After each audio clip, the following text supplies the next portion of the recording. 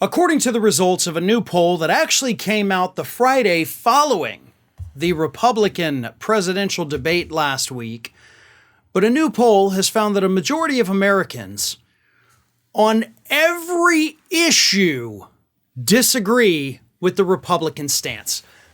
I've never seen a poll like this where you have on every issue Republicans brought up during the debate, a majority of the public's like, no, we don't support that at all. We don't like this.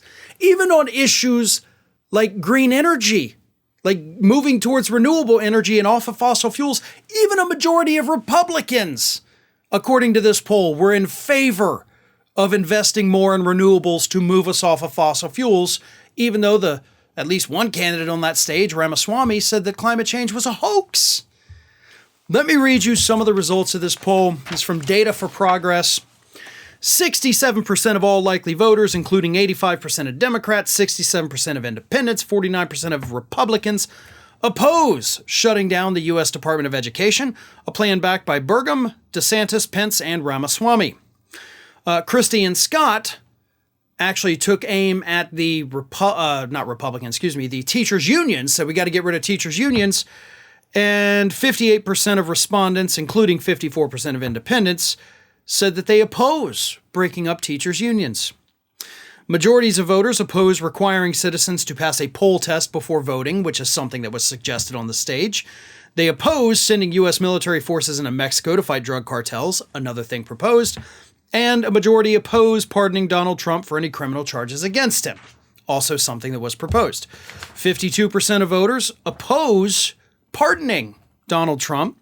Plurality of voters, 48%, said they do not support a 15-week abortion ban.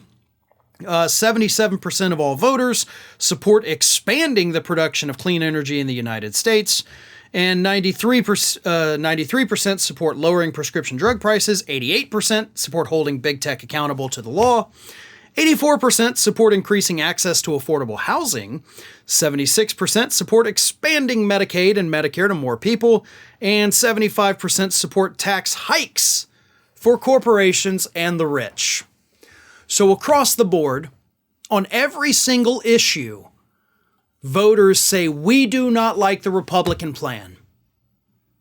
So why in God's name do any of these Republican candidates have any of the support from anyone in this country?